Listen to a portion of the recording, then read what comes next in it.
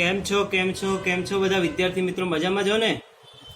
તો આપણે નવો વિડીયો લઈને આવી રહ્યા છીએ ચેપ્ટર નંબર 2 નો, જેનું નામ છે સુરેખ સહસંબંધ. આપણે ચેપ્ટર નંબર 1 પૂરું કર્યું કે જેની અંદર તમારો સંપૂર્ણ અને સારો એવો સાથ સહકાર મળ્યો. એના પછી હવે આપણે ચેપ્ટર નંબર 2 ની અંદર જઈ રહ્યા છીએ, જેનું નામ છે સુરેખ સહસંબંધ. હવે આ જે સુરેખ સહસંબંધ છે એનો આપણે એક બ્લુપ્રિન્ટ જોઈ લઈએ કે આ ચેપ્ટરમાંથી તમને બોર્ડની પરીક્ષામાં, પ્રથમ પરીક્ષામાં, બીજી પરીક્ષામાં કેટલા માર્ક્સનું અને શું કઈ જગ્યાએ પૂછાય છે એના વિશે જોઈ લઈએ. તો વિદ્યાર્થી મિત્રો, તમારું ખૂબ ખૂબ સ્વાગત છે આપણી મિલન ગ્રુપ ટ્યુશનની ચેનલની અંદર. જોઈએ કે વિભાગ એ ની અંદર એક ક્વેશ્ચન પૂછાય છે જે 1 માર્ક્સનો હોય છે. વિભાગ બી ની અંદર પણ એક સવાલ પૂછાય છે જે 1 માર્ક્સનો હોય છે. વિભાગ સી ની અંદર એક દાખલો યા તો થિયરી પૂછાય છે જે 2 માર્ક્સની હોય છે. વિભાગ ડી ની અંદર એક દાખલો પૂછાય છે જે 3 માર્ક્સનો હોય છે. અને વિભાગ એફ ની અંદર એક દાખલો પૂછાય છે જે 5 માર્ક્સનો હોય છે. આમ કુલ મળી અને આ ચેપ્ટર જે છે 12 માર્ક્સનું છે. વિદ્યાર્થી મિત્રો, બહુ જ સહેલું ચેપ્ટર છે. ધ્યાન રાખશો તો એકદમ સરળતાથી તમને આ ચેપ્ટરની અંદર ખ્યાલ આવી જશે. હવે જોઈએ કે સુરેખ સહસંબંધ શું છે, એનો ઉદ્ભવ શેના માટે વપરાય છે, બરાબર? તો એના વિશે જોઈએ તો સૌ પ્રથમ આપણે જોઈએ પ્રસ્તાવના. શું જોવાનું છે? પ્રસ્તાવના. કે પ્રસ્તાવનાની અંદર આપણે ધોરણ 11 ની અંદર જોયું હતું મધ્યમવર્તી સ્થિતિમાનના જે માપો હતા એ માપો વિશે વિગતવાર ભણી ચૂક્યા છીએ. કે ચેપ્ટર નંબર 3 હતું, ચેપ્ટર નંબર 4 હતું, એની અંદર જોયું હતું. તો અહીંયા આપણે ધોરણ 11 માં મધ્યમવર્તી સ્થિતિમાનના માપો કયા કયા છે? પ્રસારમાન હતું, વિષમતા હતી. ચેપ્ટર નંબર 3 નું નામ શું હતું? મધ્યમવર્તી સ્થિતિમાનના માપો. ચોથું ચેપ્ટર હતું પ્રસારમાન અને 5મું ચેપ્ટર હતું વિષમતા. આ વગેરે વિશે થોડું ભણી ચૂક્યા છીએ. પણ તે માત્ર શું હતું? એક ચલના જ લક્ષણો હતા. અને હવે અહીંયા આપણે જોવાનું છે 2 ચલના લક્ષણો. કે સામે વિદ્યાર્થી ભણે અને શિક્ષક ભણાવે તો આ શું થયા? 2 ચલ થયા. જ્યારે 11મા ધોરણની વાત કરીએ તો ત્યારે આપણને માત્ર ને માત્ર એક ચલ વિશેની જ માહિતી મળતી હતી. અહીં આપણે 2 ચલની માહિતી વિશે અભ્યાસ કરવાનો છે, જેના કારણે સિક્કાની બંને બાજુની સમજૂતી સરળતાથી મેળવી શકાય. એક સિક્કાની બાજુ કેટલી હોય? 2 હોય. તો બંને બાજુ વિશે આપણે સમજૂતી મેળવવાની છે. તો કેવી રીતે 2 બાજુની સમજૂતી મેળવીશું? તો કે ઉત્પાદિત વસ્તુનું વેચાણ અને તેમાંથી કેવી રીતે સમજૂતી મેળવીશું? કે ઉત્પાદિત વસ્તુનું વેચાણ અને તેમાંથી થતો નફો. વસ્તુનું વેચાણ કરશું તો જ એમાંથી નફો થશે ને. ડાયરેક્ટ આપણે વિચાર લઈએ કે 5000 રૂપિયા નફો જોઈએ છે, પણ એના માટે આપણે શું કરવું પડશે?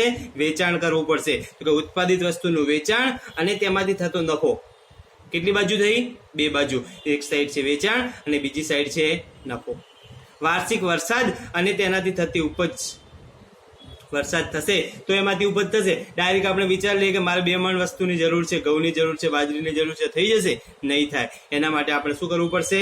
વાર્ષિક વરસાદ હશે તો એના બેઝ ઉપર ઉપજ થશે. આગળ છે વસ્તુનો ભાવ અને તેની માંગ. વસ્તુનો ભાવમાં વધઘટ થશે તો માંગમાં પણ શું થશે? વધઘટ થશે. કે ભાવ વધશે તો માંગ શું થશે? ઘટશે. અને ભાવ ઘટશે તો માંગ શું થશે? વધશે. બીજી વસ્તુ જોઈએ કે કુટુંબની આવક અને ખર્ચ.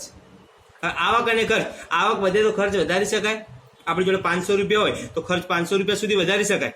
પણ આવક 500 હોય તો 1000 રૂપિયા ખર્ચ કરી શકાય ના. તો આવક અને ખર્ચ એ પણ શું છે? એકબીજા ઉપર ડિપેન્ડ, એટલે કે એક સિક્કાની 2 બાજુ છે. પિતાની ઊંચાઈ અને પુત્રની ઊંચાઈ. હવે જે પિતાની ઊંચાઈ છે અને પુત્રની ઊંચાઈ છે એકબીજા ઉપર શું છે? ડિપેન્ડ છે. પણ અત્યારે કળયુગના જમાનામાં ઘણી વખત એવું પણ બને કે પિતા કરતાં પુત્રની ઊંચાઈ કેવી હોઈ શકે? વધારે હોઈ શકે. અહીંયા છે પછી આગળ પતિ અને પત્નીની ઉંમર. તો જે પતિ અને પત્નીની ઉંમર છે એ પણ કેવી હશે? આગળ પાછળ. માની લો કે પતિની ઉંમર 25 વર્ષ હોય તો પત્નીની ઉંમર ધારી લો કે 20 વર્ષ છે. તો હવે જેમ વધારો થશે પતિની ઉંમરની અંદર, એવી રીતે પત્નીની ઉંમરમાં પણ વધારો થવાનો જ ને. એવું બનશે કે માની લો કે પતિની ઉંમર 25 થી લઈને 30 સુધી થઈ ગઈ અને પત્નીની ઉંમર 20 ની 20 જ રહેશે? ના. જેમ પતિની ઉંમર વધતી જશે એમ પત્નીની ઉંમર પણ વધતી જશે. તો મિત્રો, આપણે આ શું જોયું? પ્રસ્તાવના જોઈ. કે આ પ્રસ્તાવનાની અંદર તમને ખ્યાલ આવ્યો હશે કે અહીંયા શું કહેવા માંગે છે? કે અહીંયા 2 ચલની માહિતી વિશે આપણે અભ્યાસ કર્યો. અને એ 2 ચલ એટલે કે એક સિક્કાની 2 બાજુ. કોઈ પણ 2 બાજુ હોઈ શકે. જમણો હાથ અને ડાબો હાથ, બરાબર? એ એક સિક્કાની 2 બાજુ તરીકે કહી શકાય. પતિની ઉંમર, પત્નીની ઉંમર, પિતાની ઊંચાઈ, પુત્રની ઊંચાઈ, કુટુંબની આવક અને ખર્ચ, માંગ અને ભાવ, આ બધી જ વસ્તુઓ એકબીજા ઉપર શું છે? ડિપેન્ડન્ટ છે. કે જ્યારે એકબીજા ઉપર ડિપેન્ડન્ટ હશે તો ત્યારે જ આપણે એને એક સિક્કાની બે બાજુ કહી શકાશે. હવે કેટલીક વ્યાખ્યાઓ જોઈ લઈએ. વ્યાખ્યા નંબર 1 છે એક ચલીય વિતરણ. શું છે પહેલી વ્યાખ્યા? કે એક ચલીય વિતરણ, કે એક ચલની માહિતી એકઠી કરી મેળવેલા તેના વિતરણોને એક ચલીય વિતરણ કહે છે. જે એક ચલની માહિતી છે એને પહેલા શું કરવાનું છે? એકઠી કરવાની છે, અને પછી એમાંથી જે મેળવેલું વિતરણ છે એને આપણે એક ચલીય વિતરણ કહીશું. એક ચલની માહિતી શું હોઈ શકે? ઘઉંનો ભાવ, ચોખાનો ભાવ. આ માહિતી કેવી છે? માત્ર એક ચલીય છે. કોઈ સિઝનમાં થતા હડતાલ અથવા તો વધારે વરસાદ, તો એ પણ શું છે? એક ચલીય છે. અહીંયા દ્વિચલી માહિતીની વાત કરી નથી. આ વ્યાખ્યાની અંદર શું કીધું? કે એક ચલીય વિતરણ એટલે શું? તો કે એક ચલની માહિતી એકઠી કરી મેળવેલા તેના વિતરણને શું કહેવાય છે? એક ચલીય વિતરણ કહે છે. પછી છે દ્વિચલીય માહિતી. બીજી માહિતી કઈ છે? દ્વિચલ માહિતી.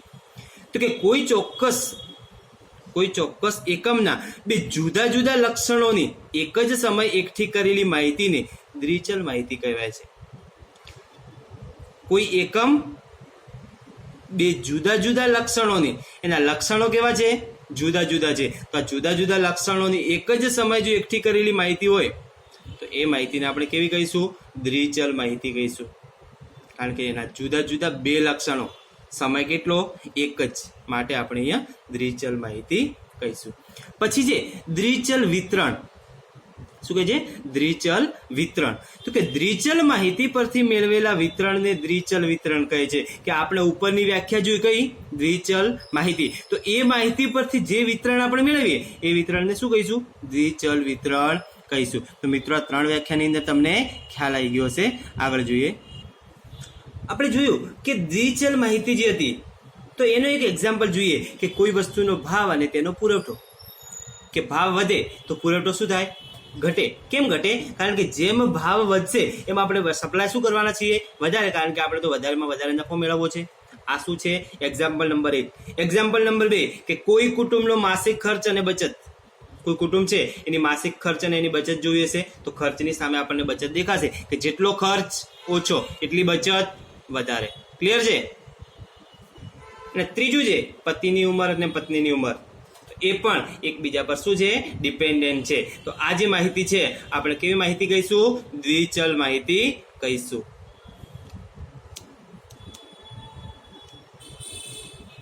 હવે જોવાનો છે કાર્યકારણનો સંબંધ. કે કાર્યકારણનો સંબંધ છે શું, એ કેવી રીતે કામ કરે છે, એના વિશે આપણે વિગતવાર ભણીએ. કે કાર્યકારણ. તમને એમ થશે કે કાર્યકારણ શું છે? બરાબર, તમારા મગજમાં ઘણા બધા વિચારો, કારણ કે આ વસ્તુ તમારા માટે નવી છે. તમે 11મા ધોરણમાં ભણી ચૂક્યા છો, પરંતુ ત્યાં એક કાર્ય કામ કરતું હતું. જ્યારે અહીંયા કાર્ય અને કારણ એ બંને એકબીજા સાથે જોડાયેલા છે. તો એના વિશે આપણે વિગતવાર જોઈએ છીએ. તો શું કહે છે કે ઘણીવાર એક સાથે બે ચલોની કિંમતમાં ફેરફાર થતો જોવા મળે છે. શું થાય છે કે ઘણી વખત એક સાથે બે ચલની કિંમતની અંદર ફેરફાર થતો જોવા મળે. તમને એમ થાય કે આ કેવું? શિક્ષકને કંટાળો આવે ને વિદ્યાર્થીને કંટાળો આવે, એક સાથે બે ચલની કિંમતમાં ફેરફાર થયો. છોકરાને ભણવાની ઈચ્છા નથી ને પપ્પા ઘરેથી ના પાડે છે ભણવાની, એક સાથે બે ચલમાં ફેરફાર થયો. યસ, તો આ જે વસ્તુ છે કે જે ચલોની કિંમતમાં ફેરફાર એક સાથે જોવા મળે તો એ સંબંધ કેવો છે? કાર્યકારણનો સંબંધ કહેવાશે. નંબર 2 કે બે ચલ વચ્ચે કાર્યકારણનો સંબંધ હોય છે. જે બે ચલ છે એના વચ્ચે કાર્યકારણનો સંબંધ છે. વરસાદ પડે તો ઉપજ સારી થાય, ભણવા બેસો તો રિઝલ્ટ સારું મળે. તો આ બધી વસ્તુ શું બને છે? એક સાથે બે ચલની કિંમતમાં ફેરફાર થાય છે. કોઈ અન્ય કારણની અસરને લીધે બને. જે કાર્યકારણનો સંબંધ છે કોઈ અન્ય કારણની અસરને લીધે પણ બનતું હોય છે.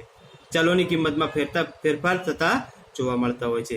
કે કોઈ અન્ય કારણ છે એના કારણે પણ બંને ચલની કિંમતમાં ફેરફાર થતા હોય છે. એનું એક્ઝામ્પલ જોઈએ કે કોઈ વિસ્તારમાં વાર્ષિક વરસાદથી ચોખાની ઉપજ સાથે ફેરફાર થતો જોવા મળે છે. શું કહે છે કે વાર્ષિક વરસાદ થાય એના કારણે ચોખાની ઉપજમાં ફેરફાર થતો જોવા મળે છે. જેમ કે વરસાદ વધવાથી ચોખાની ઉપજ વધે છે અને વરસાદ ઘટવાથી ચોખાની ઉપજ ઘટે છે. અહીં વરસાદ એ કારણ છે. શું કહે છે કે વરસાદ એ કારણ છે અને ચોખાની ઉપજ એ કાર્ય છે. તમને હવે ખ્યાલ આવી ગયો છે આની અંદર. કે એકના લીધે બીજાની અંદર જે ફેરફાર થતો જોવા મળે છે એ સંબંધ કેવો છે? કાર્યકારણનો સંબંધ છે. કે વરસાદ એ કારણ છે અને ચોખાની ઉપજ એ શું છે? કાર્ય છે. વરસાદ કારણ બન્યું તો કાર્ય થયું. ચોખાની ઉપજ વધારવા માટે જરૂર છે નહીં પડી? વરસાદની જરૂર પડી. વરસાદ જ ના પડે તો ચોખાની ઉપજ વધત? વરસાદ ઘટ્યો ના હોય તો ચોખાની ઉપજ ઘટત? પણ જે થયું એટલે કે કારણ બન્યું તો જ કાર્ય થયું કહેવાશે. તો આ હતો કાર્યકારણનો સંબંધ. હવે કાર્યકારણના સંબંધ જે છે એ બે પ્રકારના હોઈ શકે. કયા કયા હોઈ શકે? તો કે પ્રત્યક્ષ પણ હોઈ શકે અને પરોક્ષ પણ હોઈ શકે. એના વિશે વિગતવાર જોઈએ. તો આપણે પહેલું જોઈએ પ્રત્યક્ષ કાર્યકારણ. શું જોવાનું છે? પ્રત્યક્ષ કાર્યકારણ. કે જ્યારે કોઈ વસ્તુના એકના બદલવાથી બીજામાં પણ તરત જ ફેરફાર થાય. શું કે છે? કે જ્યારે કોઈ વસ્તુમાં એકના બદલવાથી બીજામાં પણ તરત જ ફેરફાર થાય તો તેને પ્રત્યક્ષ કાર્યકારણ કહેવાય છે. શું થયું? કે એક વસ્તુમાં ફેરફાર થયો અથવા તો એક વસ્તુ બદલાઈ અને એની સાથે સાથે બીજી વસ્તુ તરત જ બદલાઈ જાય. જેમ કે તમે મહેનત કરવાનું છોડી દો, તમે મહેનત કરવાનું છોડી દો એટલે આપોઆપ તમારું રિઝલ્ટ ઓછું થઈ જાય. આ વસ્તુ સ્વાભાવિક સાચી છે કે ખોટી છે? સમજાય છે ને હું શું કહેવા માંગુ છું? કે અહીંયા પણ એવું જ કહે છે કે પ્રત્યક્ષમાં તમે ચાલવાનું બંધ કરો એટલે રસ્તો કપાવવાનો બંધ થઈ જાય. ક્લિયર? આ કાર્યકારણ કેવું કહેવાય? પ્રત્યક્ષ કાર્યકારણ કહેવાય. દાખલા તરીકે ખર્ચ ઘટવાથી બચત વધે. તમારી જોડે રોજની 500 રૂપિયા આવક હોય. કેટલી છે? 500 રૂપિયા આવક. હવે 500 રૂપિયા આવકમાંથી તમારો ખર્ચ 200 રૂપિયા છે. રોજનો ખર્ચ કેટલો છે? 200 રૂપિયા છે. તો તમારી બચત કેટલી થઈ? 300 રૂપિયા. આટલું ક્લિયર? હવે માની લો કે તમે ખર્ચ ઘટાડ્યો, તમારો ખર્ચ 200 રૂપિયાની જગ્યાએ 100 રૂપિયા થઈ ગયો. તો હવે બચત કેટલી થઈ? 300 રૂપિયાની જગ્યાએ 400 રૂપિયા થઈ ગઈ. ક્લિયર છે આટલું? ઓકે. તો આને કહેવાય પ્રત્યક્ષ કાર્યકારણ. બીજું એક્ઝામ્પલ જોઈએ. માંગ વધવાથી કિંમત વધે છે. કોઈ પણ વસ્તુની માંગ, માની લો કે ચોમાસું આવે એટલે છત્રી અને રેઇનકોટની માંગ શું થાય? વધે. તો માંગ વધી છત્રી અને રેઇનકોટની, તો એની સાથે સાથે એનો જે સામે એટલે કિંમત હતી એ કિંમત શું થઈ? વધી. શિયાળો આવે તો શિયાળાની અંદર શું થાય? કે સ્વેટરની માંગ વધે એટલે એની કિંમત પણ શું થઈ જાય? વધતી જતી હોય છે. તો મિત્રો આપણે એ જોયું કે પ્રત્યક્ષ કાર્યકારણ, કાર્યકારણનો સંબંધ. એની અંદર પહેલો સંબંધ જોયો પ્રત્યક્ષ કાર્યકારણ. બીજું છે પરોક્ષ કાર્યકારણ. શું કહે છે? પરોક્ષ કાર્યકારણ. કે જ્યારે કોઈ વસ્તુમાં અન્ય કોઈ કાર્ય કે કારણના લીધે ફેરફાર થતો જોવા મળે તેને પરોક્ષ કાર્યકારણ કહે છે. શું કહે છે? કે જ્યારે કોઈ વસ્તુમાં અન્ય કોઈ કાર્ય કે કારણના લીધે, શબ્દ જો કયો શબ્દ મૂક્યો છે? અન્ય શબ્દ મૂક્યો છે. એટલે કે થર્ડ પાર્ટી. આનો મતલબ શું થયો? Third party. કોઈ ત્રીજા વ્યક્તિના કારણે જો ફેરફાર થાય તો એને આપણે પરોક્ષ કાર્યકારણ કહીશું. ઇંગ્લિશમાં તમને ખબર હશે ડાયરેક્ટલી અને ઇનડાયરેક્ટલી. ડાયરેક્ટલી એટલે પ્રત્યક્ષ અને ઇનડાયરેક્ટલી એટલે પરોક્ષ.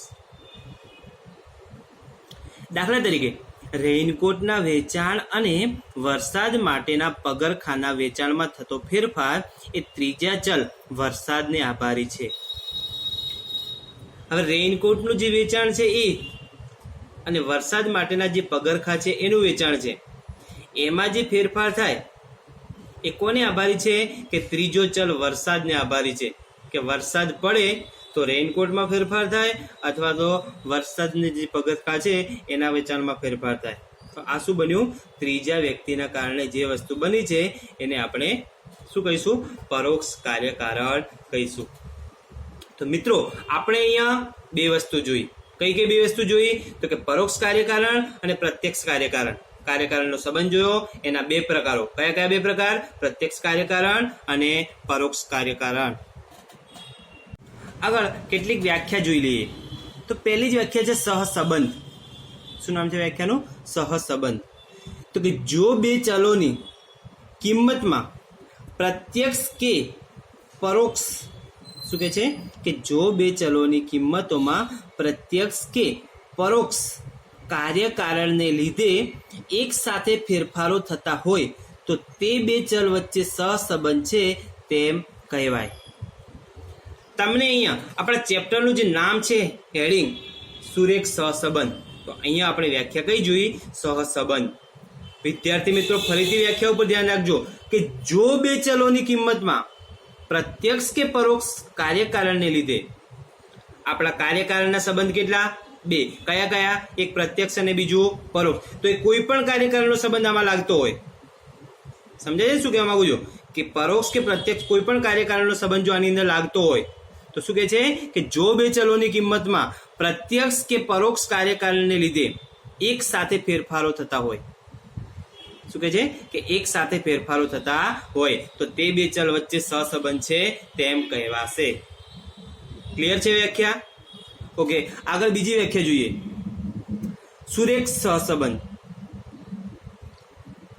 તો કે જ્યારે બે સહસંબંધિત ચલોની જોડ યુક્ત કિંમતોને,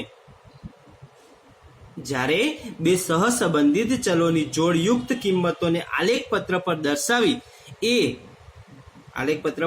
દર્શાવીએ અને તે આલેખમાંના બિંદુઓ એક જ સુરેખા પર આવેલા હોય અથવા તેની ખૂબ નજીક હોય તેવા સહસંબંધને સુરેખ સહસંબંધ કહે છે. હવે આપણે અહીંયા વ્યાખ્યા જે છે એને શેના દ્વારા દર્શાવવાની છે? તો કે આલેખપત્ર પર દર્શાવવાની છે. કે એના માટેની જે રીત છે આપણી વિકર્ણ આકૃતિની રીત. તો શું કહે છે કે જ્યારે બે સહસંબંધિત ચલોની જોડયુક્ત કિંમતોને આલેખપત્ર પર દર્શાવીએ અને તે આલેખમાંના બિંદુઓ કેવા હોય? એક જ સુરેખા પર, એટલે કે સીધી રેખામાં હોય અથવા તો તેની ખૂબ જ નજીક હોય તો તેવા સહસંબંધને આપણે શું કહીશું? સુરેખ સહસંબંધ કહીશું. બે વ્યાખ્યા ક્લિયર છે? જોઈએ આગળ વ્યાખ્યા નંબર 3, સહસંબંધાંક. તો સહસંબંધાંકની જે વ્યાખ્યા છે કે બે ચલ વચ્ચેના સુરેખ સહસંબંધની ઘનિષ્ઠતાના માપને સહસંબંધાંક કહે છે. બે ચલ વચ્ચેના સુરેખ સહસંબંધની ઘનિષ્ઠતાના માપને, ઘનિષ્ઠ એટલે કે સંપૂર્ણ જોડાયેલું હોવું, એકદમ નજીકથી પસાર થવું. કે આપણે ઉપરની વ્યાખ્યાની અંદર જોયું હતું કે આલેખપત્રમાં દર્શાવીને આ આલેખ કેવા હોય? એક જ સુરેખા પર હોય અથવા તેની ખૂબ જ નજીક હોય. તો અહીંયા પણ એવું જ કહે છે કે જે ઘનિષ્ઠતાનું માપ છે એને આપણે શું કહીશું? સહસંબંધાંક કહીશું. ક્લિયર છે આટલું? તો આ હતી એની વ્યાખ્યાઓ. હવે આગળ જોઈએ.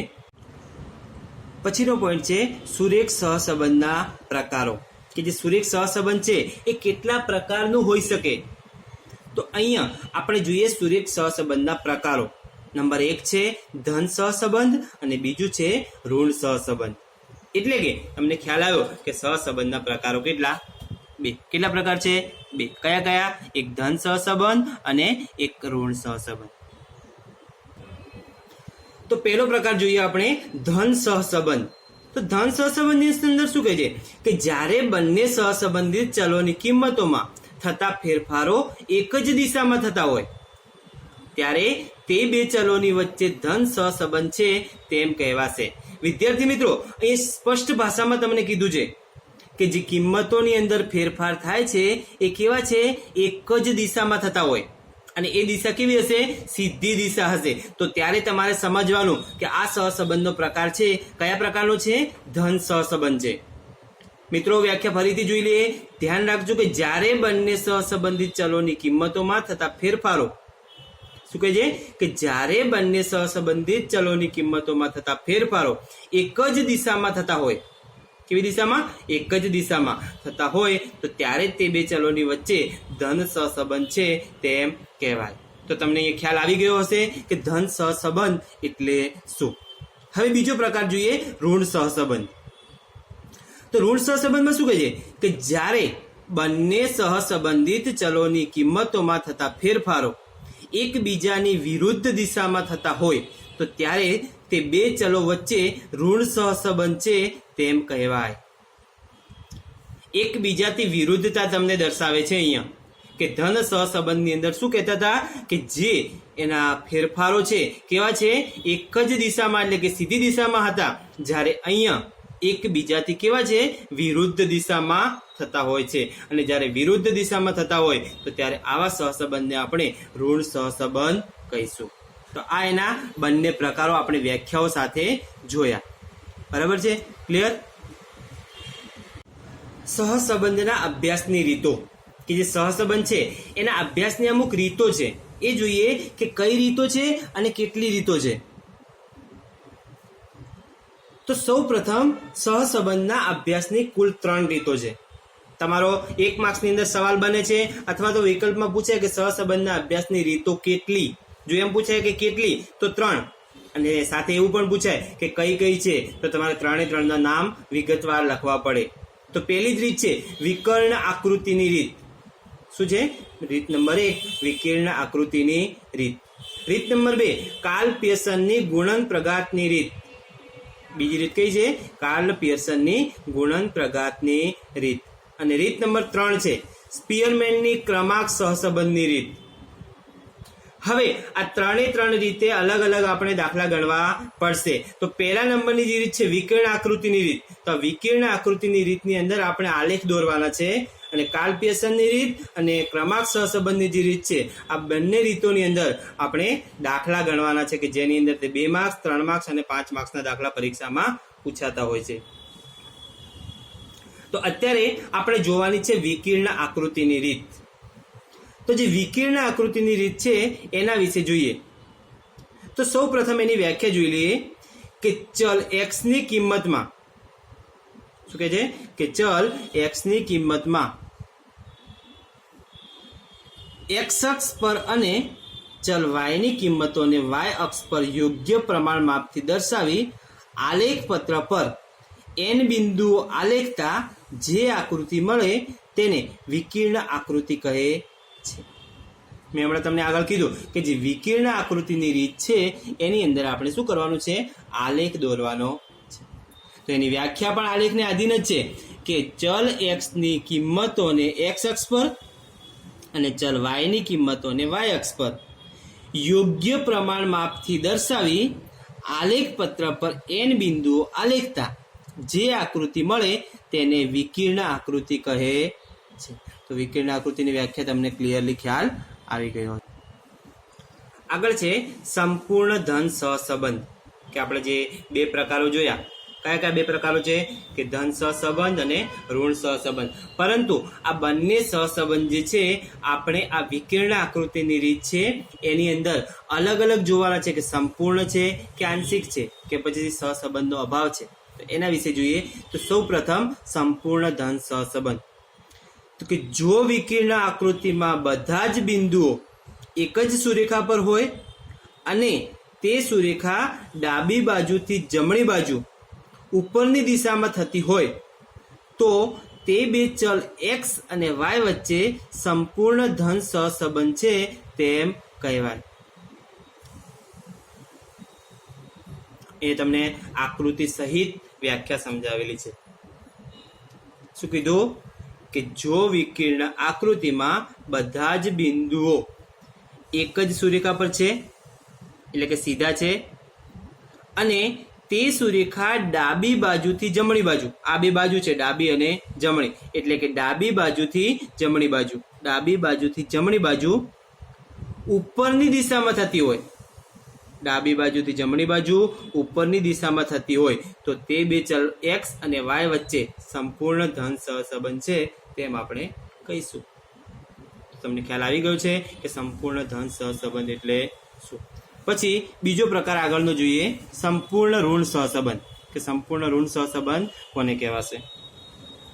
કે જો આકૃતિમાં, શું કહે છે કે જો વિકર્ણ આકૃતિમાં બધા જ બિંદુઓ એક જ સુરેખા પર હોય અને તે સુરેખા ડાબી બાજુથી જમણી બાજુ નીચેની દિશામાં થતી હોય તો તે 2 ચલ x અને y વચ્ચે સંપૂર્ણ ઋણ સહસંબંધ છે તેમ કહેવાય.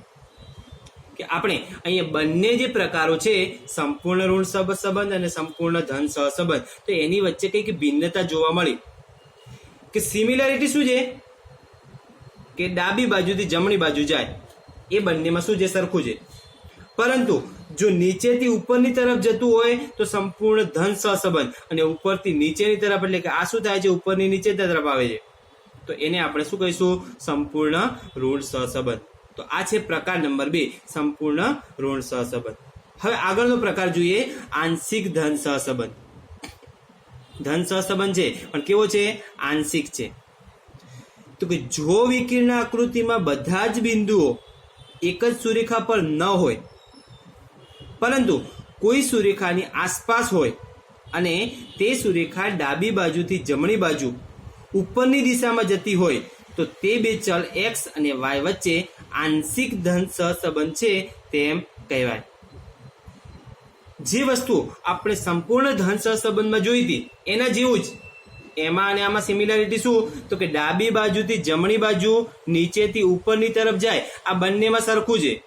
પણ શું હતું પેલામાં, કે સંપૂર્ણ ધન સહસંબંધમાં આ લાઈન કેવી હોય, સીધી હોય, જ્યારે આંશિક ધન સંબંધમાં આ જે સુરેખા છે એ કેવી હશે, થોડી આસપાસ એટલે કે આગા પાછી હશે. ક્લિયર છે આટલું? તો આ કહેવાશે આંશિક ધન સહસંબંધ.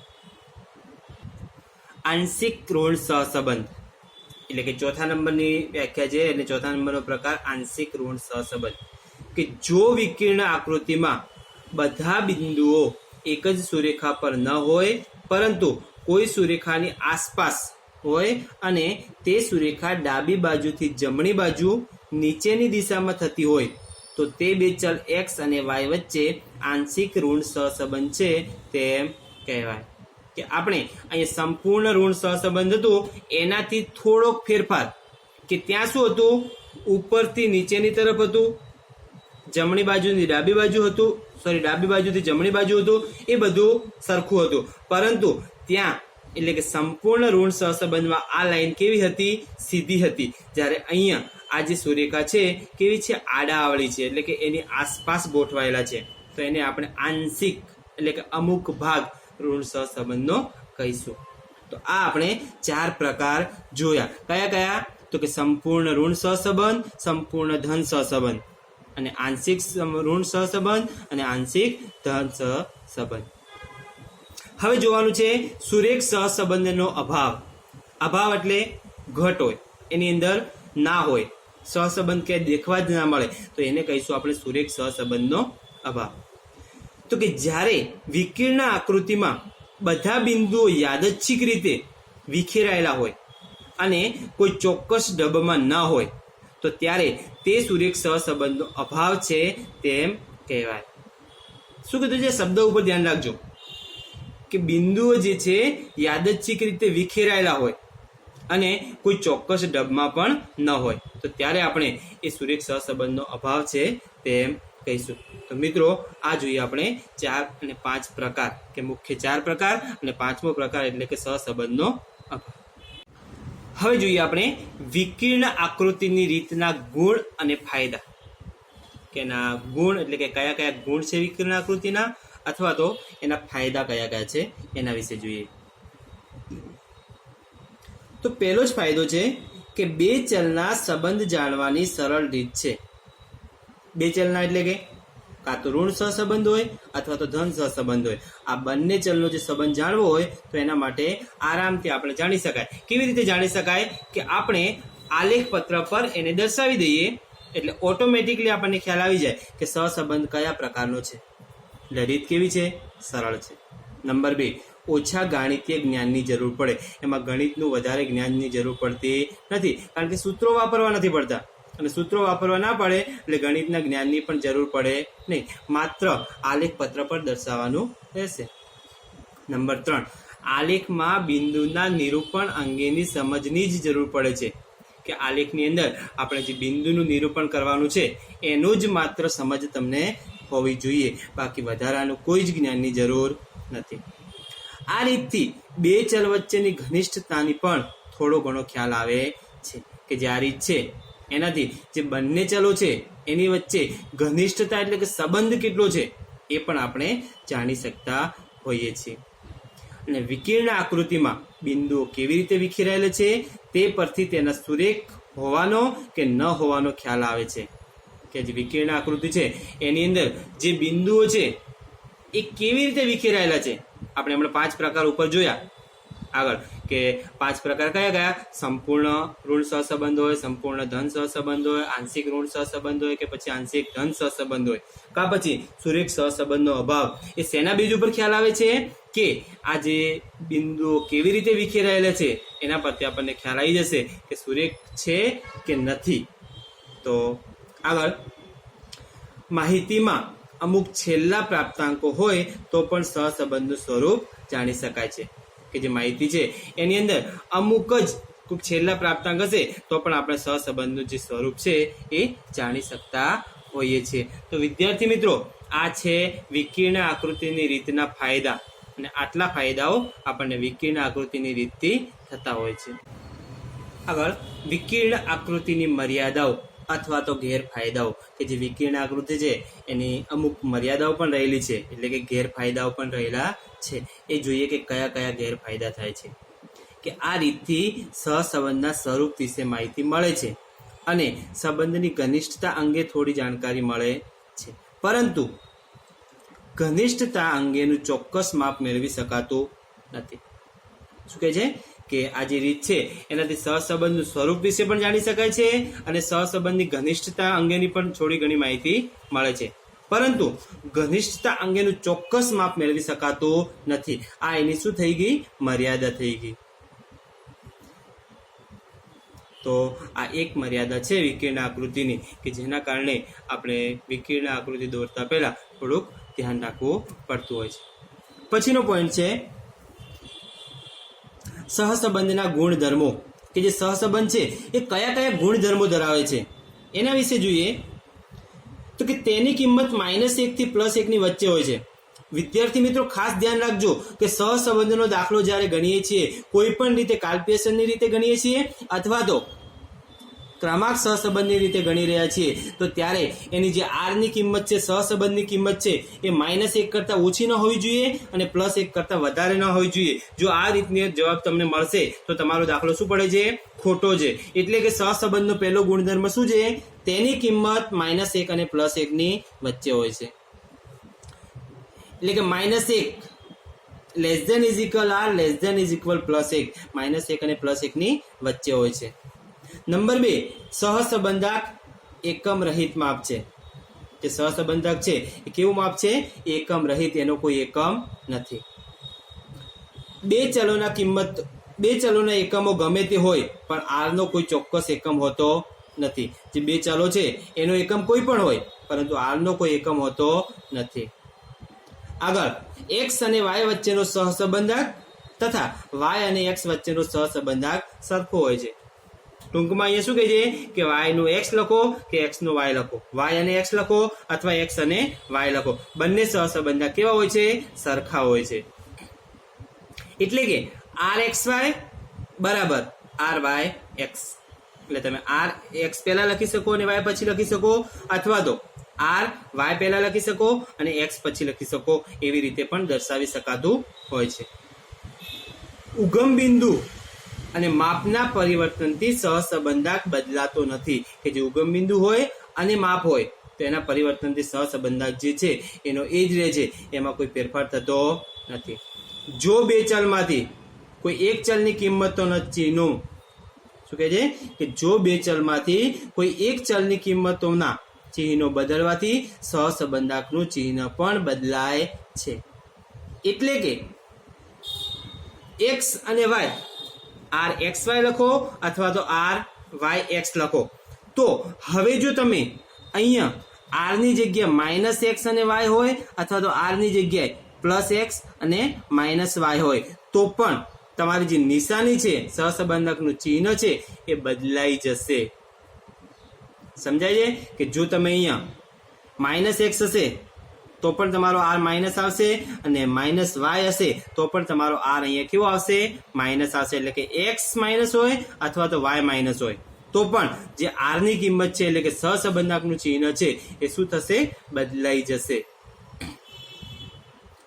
જો બંને ચલોની કિંમતોના ચિહ્નો બદલવાથી સહસંબંધકનું ચિહ્ન બદલાતું નથી. હવે બંને સહસંબંધો છે, આ બંને માઇનસ કરી દેવામાં આવે તો આ પ્લસ થઈ જશે, અથવા તો બંને પ્લસ કરી દેવામાં આવે તો પણ આ પ્લસ થઈ જશે. એટલે કે બંને જે કિંમતોના ચિહ્નો છે એ જો બદલી નાખવામાં આવે તો આ સહસંબંધકનું ચિહ્ન બદલાતું નથી. એટલે કે r -x અને -y બરાબર પણ r શું થઈ જશે? પ્લસ થઈ જશે. અને r +x અને +y હશે તો પણ r ની જે કિંમત છે એ કેવી થઈ જશે? પ્લસ થઈ જશે. તો વિદ્યાર્થી મિત્રો, આ છે સહસંબંધના ગુણધર્મો. આપણે અહીંયા વિકર્ણ આકૃતિની રીત પૂરી કરી અને સહસંબંધના ગુણધર્મો પૂરા કર્યા. સાથે વિકર્ણ આકૃતિ કેટલા પ્રકારની હોઈ શકે તો એના વિશે પણ જોયું. તો હવે નેક્સ્ટ વિડીયોની અંદર આપણે જોઈશું વધારાની જે બાકીની 2 રીતો વચ્ચી છે એ 2 રીતો વિશે. ત્યાં સુધી જોતા રહો મિલન ગ્રુપ ટ્યુશનની ચેનલને. અને હજી જો મિત્રો તમને મિલન ગ્રુપ ટ્યુશનની ચેનલને સબસ્ક્રાઇબ કરવાની બાકી હોય તો સબસ્ક્રાઇબ કરી નાખો અને બાજુની અંદર જે બેલ આઇકન આપેલું છે એ બેલ આઇકનને દબાવો કે જેના કારણે આપણો અહીંયાથી કોઈ પણ વિડીયો અપલોડ થશે જેની સૌથી પહેલી નોટિફિકેશન તમને મળી જશે. તો વિડીયો ગમ્યો હોય તો લાઈક કરો, બીજા વિદ્યાર્થીઓ સુધી શેર કરો અને સબસ્ક્રાઇબ કરવાનું ભૂલતા નહીં. Thank you very much.